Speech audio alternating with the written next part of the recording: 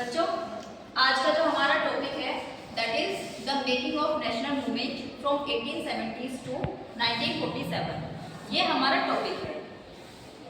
अगर हम modern history के पर्पज से देखें तो यही पूरे का पूरा टाइम पीरियड है जो कि मॉडर्न हिस्ट्री है, और फिर कैसे हमें आज़ादी मिली इसी पूरे टाइम में वो सब कुछ डिसाइड होता है। अब जैसे हम 1870s की हिस्ट्री को डिस्कस करेंगे तो उससे पहले थोड़ा सा देखते हैं कि ब्रिटिश इंडिया में कब आए।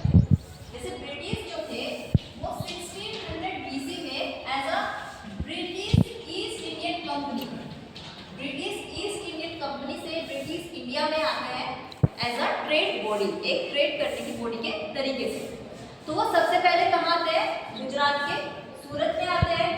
उसके बाद धीरे धीरे क्या है वो बंगाल की तरफ चले जाते हैं, जो कि आज का आपका Bangladesh, West Bengal, some part of Bihar and Odisha, ये जो पूरा का पूरा एरिया था ये आपका बंगाल के नाम से जाना जाता है। अब ये जो बंगाल वाला जो एरिया था ये सबसे ज्यादा एडवांस या डेवलप्ड एरिया था इंडिया का उस टाइम पे। तो ब्रिटिश यहाँ आते हैं, यहाँ पे आके वॉर भी चलती है। फिर ये एक वो टाइम भी था कि जब मुगल एम्पायर अपने डिक्लाइन की तरफ था, क्योंकि औरंगजेब के बाद जो मुगल एम्पायर थे कोई इतना ज़्यादा सक्सेसफुल एम्पायर नहीं था। तो यहीं पे क्या होता है कि एक तो मुगल एम्पायर जो है वो अपने डिक्लाइन की तरफ है। दूसरी चीज़ जो ब्रिटिश ईस्ट इंडियन कंपनी है एक स्ट्रॉन्ग कंपनी है, पावर है इसके पास। तो ट्रेड बॉडी के रूप में जब ये इंडिया में आते हैं तो यहाँ आके ये क्या करती है कि मतलब परमिशन भी लेती है मुगल एम्पायर से ट्रेड करने के लिए। फिर उसके बाद ये अपना सेटलमेंट वगैरह करना, परमानेंट सेटलमेंट जिसको कि हम जमींदारी सिस्टम बोलते हैं, इस तरह से करते करते ये कहीं ना कहीं पूरे जो इंडिया होता है उसी को क्या कर लेते हैं, कैप्चर कर लेते हैं, या फिर उसको मतलब पूरा कवर कर लेते हैं। तो आपका जो वेस्ट बंगाल वाला एरिया है वो बांग्लादेश वाला, इस वाले एरिया में बंगाल वाले एरिया में यहाँ पे जब वो आते हैं तो उसके बाद एक रिवोल्ट होता है यहाँ, that is 1757 revolt, battle of Plassey के नाम से एक रिवोल्ट होता है। इसके बाद क्या है, ब्रिटिश जो है पूरे तरीके से इंडिया में सेटल हो जाते हैं। अब इसके बाद से कुछ सिचुएशन ऐसी बनती है कि सीधा 1857 में, जो कि हमने इससे पहले वाले चैप्टर में डिस्कस भी किया था, 1857 में एक रिवोल्ट होता है, दैट इज 1857 रिवोल्ट, जो कि हमारा कहाँ से शुरू होता है? फ्रॉम मेरठ, 10th में ऑफ मेरठ से ये शुरू होता है।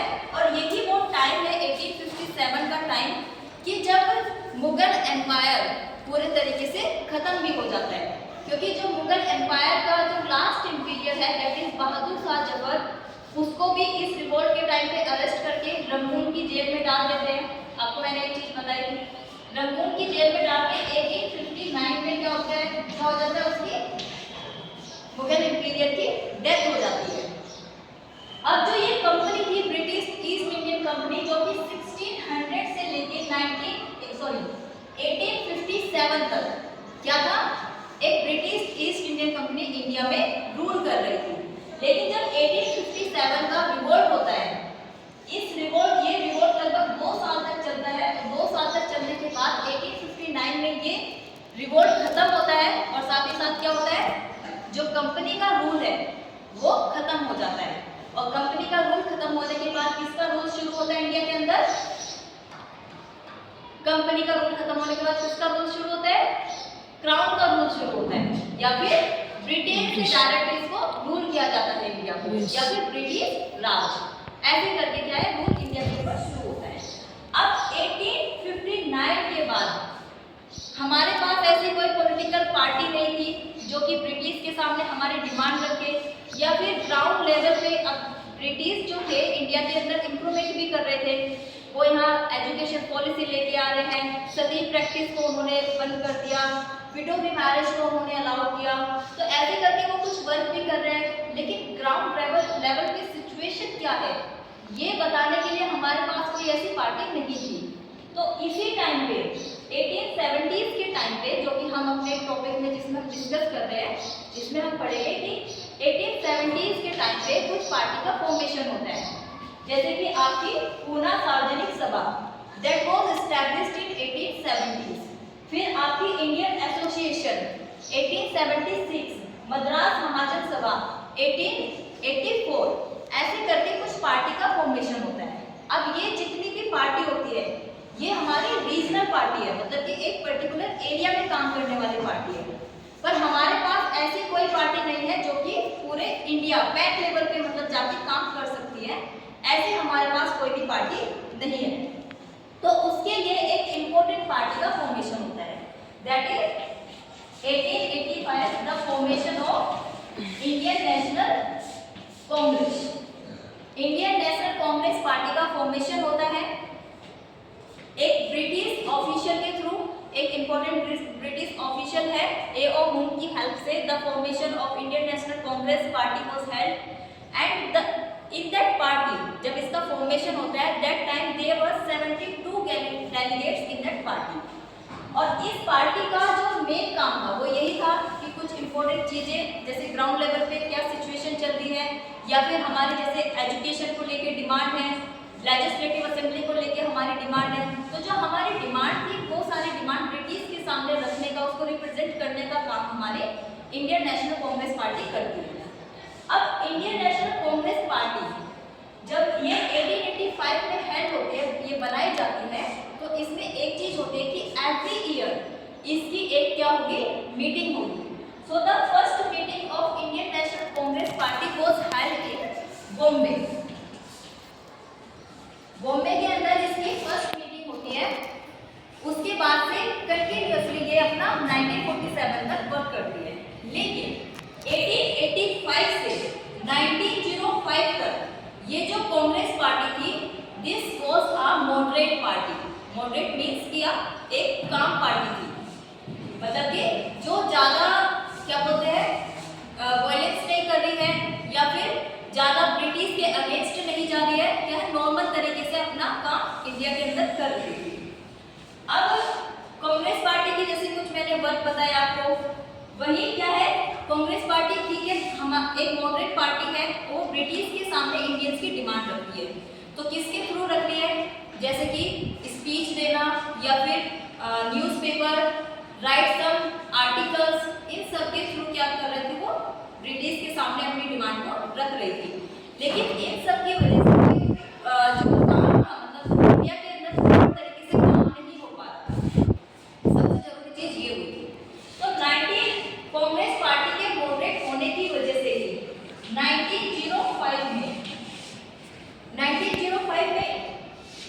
1905 में पार्टीशन होता है बांग्लादेश का, बांग्लादेश और वेस्ट बंगाल, जो कि आज का हमारा बांग्लादेश और वेस्ट बंगाल है। लेकिन इस टाइम हम इसे किस नाम से जान रहे हैं, बंगाल के नाम से जान रहे हैं, ठीक है, बंगाल के नाम से इसको हम जान रहे हैं। लेकिन इसका पार्टीशन किया जाता है East Bengal and West Bengal के नाम से।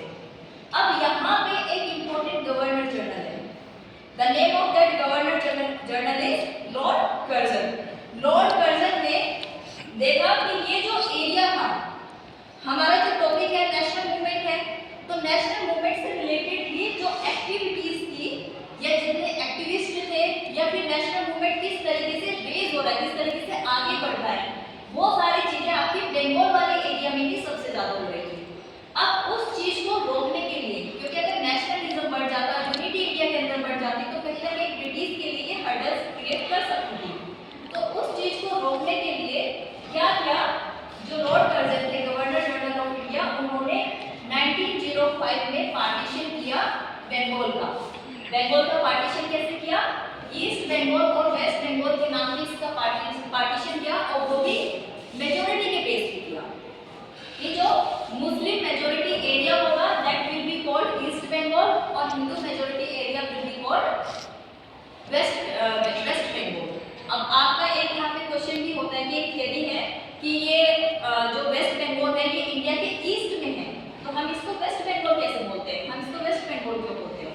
तो वो जो थियरी है, ये जो क्वेश्चन है, ये यहीं से निकल के आता है कि जो आज का आपका बांग्लादेश है, वेस्ट बंगाल है और कुछ पार्ट आपका बिहार और ओडिशा का, ये पूरा का पूरा एरिया जो था उस टाइम में बंगाल के नाम से जाना जाता था, बंगाल प्रोविंस के नाम से। लेकिन 1905 में जब इसका पार्टीशन हुआ तो ये ईस्ट बंगाल और वेस्ट बंगाल में डिवाइड हो जाता है। अब 1905 में क्या बोलते हैं, बंगाल का पार्टीशन होता है, बंगाल के पार्टीशन को रोकने के लिए a important movement also started in that time, स्वदेशी movement. स्वदेशी movement started in 1905. अब ये जो स्वदेशी movement था, in that movement many people on the large scale people participate in that movement. People show the unity to the British. They tie rakhi to the head of the people. मतलब जो हिंदू मुस्लिम होते हैं वो एक दूसरे के हाथ पे राखी बांध के मतलब शो करते हैं ब्रिटिश के सामने कि हमारे अंदर यूनिटी है. दूसरी चीज वो क्या करते हैं स्वदेशी मूवमेंट में, बॉयकॉट ऑफ ब्रिटिश गुड्स. जो ब्रिटेन से प्रोडक्ट बन के आ रहे हैं, गुड्स बन के आ रहे हैं, उनका क्या करते हैं, बॉयकॉट करते हैं. फिर क्या करते हैं, इंडियन लैंग्वेज, इंडियन एजुकेशन या फिर इंडियन गुड्स, इन सबको वो प्रमोट करते हैं. लेकिन ये सारी चीजें क्या थी, जो इंडियन नेशनल कांग्रेस है जो कि मॉडरेट पार्टी है, ये इसको लीड करती है. और इस मूवमेंट को अलग अलग प्लेसेस से, अलग अलग एरिया से अलग अलग लोग भी लीड करते हैं. लेकिन इसका कोई यूजफुल रिजल्ट नहीं निकल के आता. तो उसके बाद 1907 में कांग्रेस की एक मीटिंग होती है. That meeting was held in Surat. Surat में होती है और इसी को हम बोलते हैं सूरत स्प्लिट. 1907 में जो कांग्रेस की मीटिंग सूरत में होती है उसी को हम सूरत स्प्लिट के नाम से बोलते हैं. अब ये सूरत स्प्लिट क्या है, तो सूरत स्प्लिट में क्या हुआ था, जो Congress party, Indian National Congress party जो थी वो क्या होता है, टू पार्ट्स में डिवाइड हो जाती है. One is moderate party and second is extremist party. अब जो मॉडरेट पार्टी थी वो क्या है, काम पार्टी है, जिसके की जैसे इंपॉर्टेंट लीडर है दादा भाई नौरोजी. वही जो आपकी एक्सट्रीमिस्ट पार्टी है, एक्सट्रीमिस्ट, रेडिकल या फिर मिलिटेंट पार्टी,